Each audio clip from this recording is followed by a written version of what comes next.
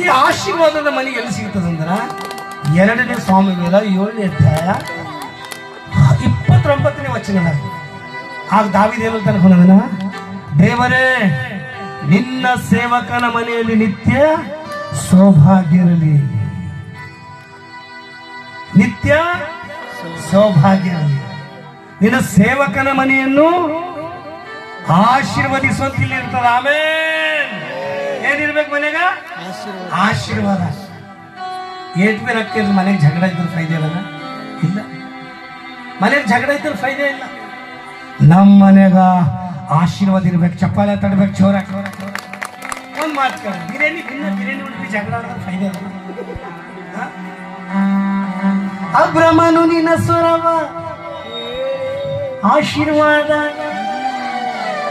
ಆಶೀರ್ವಾದ ಅಂದ್ರ ರೊಕ್ಕ ರೂಪಾಯಿ ಬೆಳ್ಳಿ ಬಂಗಾರ ದೇವ್ರ ಮಕ್ಕಳು ಬೇಡ್ಕೊಂಬರಂಗ ಇರೋದ್ರಂತ. ಆಮೇಲೆ ಈ ಮನಿ ಆಶೀರ್ವಾದದ ಮನಿ ಆಗಲಿ. ಚಪ್ಪಾಳೆ ತಡಬೇಕು ಜೋರ. ಯಾವ ಮನಿ? 2ನೇ ಮನಿ ಆಶೀರ್ವಾದದ ಮನಿ. 2ನೇ ಮನಿ ಆಶೀರ್ವಾದದ ಮನಿ. 3ನೇ ಮನಿ ಎಲ್ಲರೂ ಸ್ವಸಳಿ ಸುವಾಸನದ ಮನಿ. ಯಾವ ಮನಿ? ಶನಿವಾಸನ ಮನಿ. ಯಾವ ಮನಿ?